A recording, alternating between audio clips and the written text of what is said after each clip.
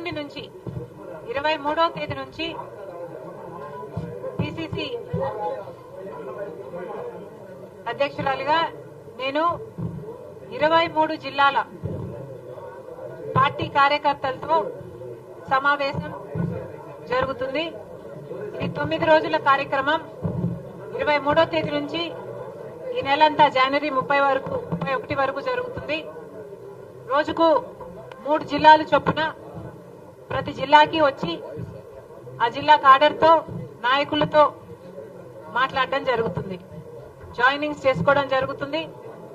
Elections కి prepare చేయడం జరుగుతుంది. Announcement number 2,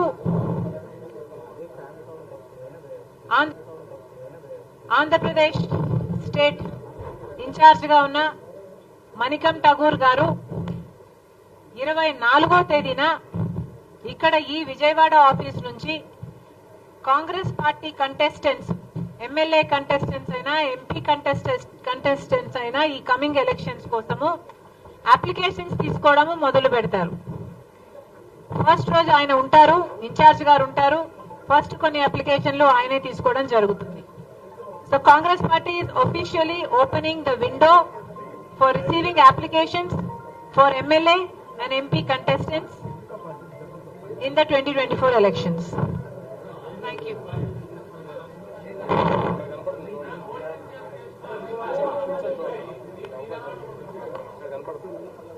I am very happy to be in Andhra Pradesh. Andhra Pradesh బాధ్యతలు నాకు అప్పగించడానికి కాంగ్రెస్ పార్టీ నా మీద ఎంతో నమ్మకం ఉంచింది. ఈ నమ్మకాన్ని వమ్ము చేయకుండా కాంగ్రెస్ పార్టీని బలోపేతం చేయడానికి రాజశేఖర రెడ్డి గారి చివరి కోరిక రాహుల్ గాంధీ గారు ప్రధానమంత్రి కావాలి అని ఇటీవల కాలంలో నాకు గట్టిగా ఈ అంశం పదే పదే గుర్తు రావడం, ఎందుకంటే మణిపూర్ లాంటి ఘటనల వల్ల మన దేశానికి బీజేపీ ఒక ప్రమాదమని, BJP is dangerous to our country అనేది నాకే కాదు చాలా మందికి అర్థమవుతున్న విషయం. కనుక రాజశేఖర రెడ్డి గారు ఎప్పుడో చెప్పిన మాట 14 సంవత్సరాల కింద రాజశేఖర రెడ్డి గారు రాహుల్ గాంధీ గారు ప్రధానమంత్రి కావాలి అని కోరారు. ఆ మాట ఈ రోజుకి ఎంత వాస్తవం అవుతే ఎంత బాగుంటుంది అని ఈ రోజుకి కూడా నాతో పాటు ఎంతో మంది భావిస్తున్నారు. ఎందుకంటే only the Congress party is the largest secular party of this country. BJP party లాంటి రైటిస్ట్ పార్టీలు అధికారంలో ఉంటే మణిపూర్ లాంటి ఘటనలే జరుగుతాయి. బీజేపీ పార్టీ ఇప్పటికే ఆంధ్ర రాష్ట్రానికి చేయాల్సిన అన్యాయం అంతా చేసింది.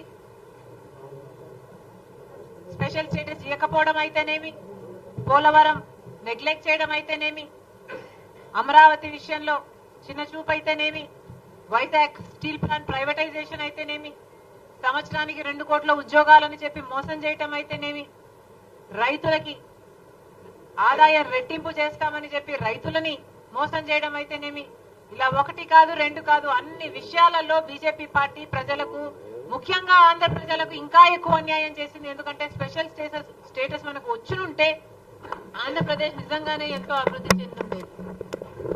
All the more reason Andhra Pradesh ప్రజలు బీజేపీ పార్టీకి బుద్ధి చెప్పడానికి they have every reason. And that's why ఈ రోజు మేము కాంగ్రెస్ పార్టీ తరఫున ఆంధ్ర ప్రజలను కోరుతున్నాం. ఇప్పుడు ఉన్న అధికారంలో ఉన్న వైసీపీ పార్టీ అయితేనేమి, వైసీపీ అయితేనేమి, ప్రతిపక్షంలో ఉన్న తెలుగుదేశం అయితేనేమి, ఈ 2 పార్టీలు పేరుకు మాత్రమే వేరే పార్టీలు తప్ప నిజానికి బీజేపీ పార్టీకే తొత్తులు. వీళ్లకు పొత్తులు ఉన్నాయి లేవు అన్నది డిస్కషన్ కాదు. ఎందుకంటే వీళ్లకు పొత్తులు కంటికి కనిపించని పొత్తులు ఉన్నాయి.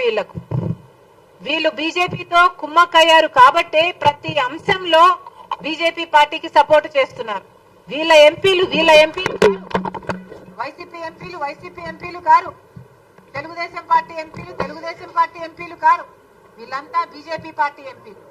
ఈ పార్టీలకు వేసే ప్రతి ఓటు బీజేపీకే పోతుంది. కనుక ఆంధ్రప్రదేశ్ ప్రజలు అప్రమత్తం కావాలి. కాంగ్రెస్ పార్టీ తరపు నుంచి మేము చెప్తున్నాం, రాహుల్ గాంధీ గారు ప్రధానమంత్రి అయిన రోజున మొట్టమొదటి సంతకం ఆంధ్రప్రదేశ్ స్పెషల్ స్టేటస్ ఫైల్ మీదనే పెడతానని మాటిచ్చారు.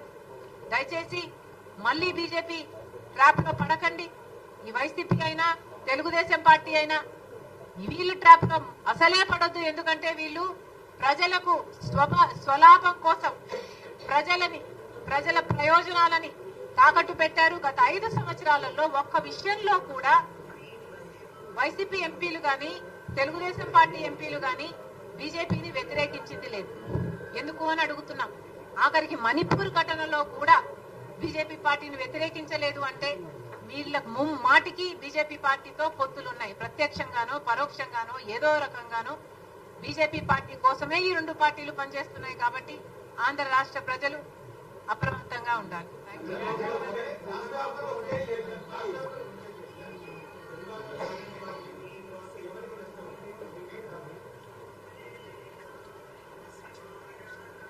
ఆంధ్ర రాష్ట్ర ప్రజలు మాకు ముఖ్యం.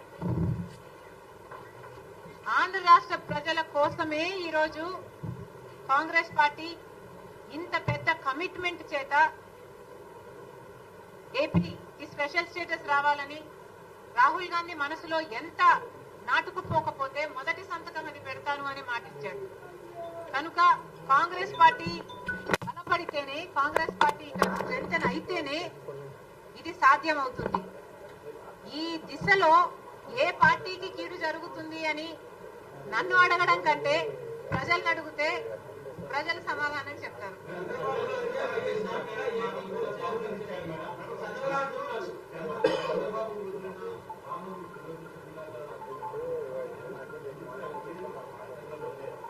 జగన్ వదిలిన బాణంగా మీ చెప్పుకోవడం మీకు అభ్యంతరం లేదు, కానీ ఇంకొకరు వదిలిస్తే బాణం మీకు బాధ అయిందా?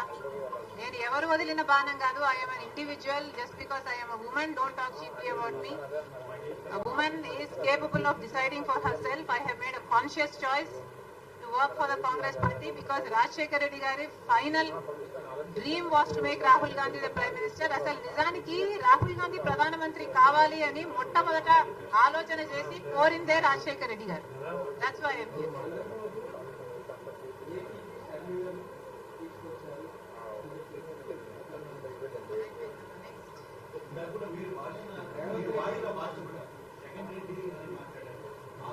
జగన్ రెడ్డి గారు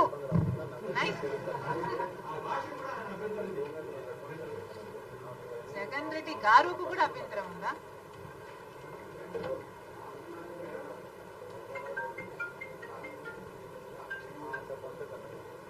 అక్కడ ఒక నియంతను దింపింది రాజశేఖర్ రెడ్డి బిడ్డ. తెలంగాణ రాష్ట్రంలో ఒక నియంతను గద్దె దింపింది రాజశేఖర్ రెడ్డి బిడ్డ.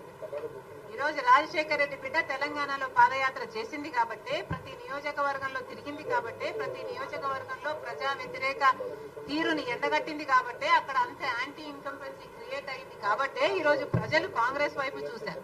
ఆ బలం నాకు లేకపోయినా ఇంకొకరికైనా ఉంది అని పెద్ద మనసు చేసుకుని నేను చేసిన త్యాగం వల్ల ఈ రోజు ఒక నియంత అధికారంలో లేడు.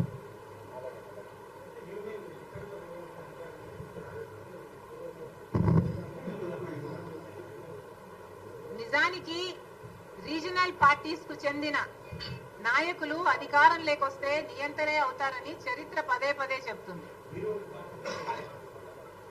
అందుకనే నేను నా పార్టీ కోసం ఆలోచన చెయ్యకుండా, నా పార్టీకి చెడు జరుగుతుంది అని తెలిసి కూడా, సూసైడ్ అని తెలిసి కూడా, అంత పెద్ద త్యాగానికి అంత కష్టపడి కూడా నేను పోటీ చేయకుండా త్యాగం చేసిన దాన్ని నేను నా పార్టీ గురించి ఆలోచన చేస్తుంటే ఈ రోజు నేను ఇంకో పార్టీలో విలీనం చేసే దాన్ని కాదు. నాకు కావాల్సింది ప్రజల శ్రేయస్సు, నాకు కావాల్సింది తెలుగు ప్రజలు సంతోషంగా ఉండాలి, నాకు కావాల్సింది అక్కడ ప్రజలు బాగుండాలి, ఇక్కడ ప్రజలు బాగుండాలి. కాంగ్రెస్ పార్టీలో చేరాను కాబట్టి, కాంగ్రెస్ పార్టీ నా మీద ఆంధ్రప్రదేశ్ బాధ్యత పెట్టింది కాబట్టి ఆంధ్రప్రదేశ్కి రావాల్సి వచ్చింది. కానీ ఒక మాట చెప్తున్నాను, నేను రాజశేఖర్ రెడ్డి బిడ్డగా, నాకు తెలంగాణ రాష్ట్రం మెట్టినిల్లు అయితే ఆంధ్ర రాష్ట్రం పుట్టినిల్లు. నేను ఇక్కడ పుట్టాను, జమల్మడుగులో పుట్టాను, అవును అక్కడ పెరిగాను, అక్కడ పెళ్లి చేసుకున్నాను, వాస్తవమే. కానీ నా పుట్టినిల్లు ఇదే. ఈ రోజు రాజకీయ సినారియాలో ఎవరికైనా, ఏ మహిళకైనా, ఏ మనిషికైనా 2 చోట్ల పనిచేసే హక్కుందా అని మీరు ఎత్తుకుంటే probably I'm the only one. నాకు ఒకటి పుట్టినిల్లు అయితే ఒకటి పెట్టినిల్లు. Thank you.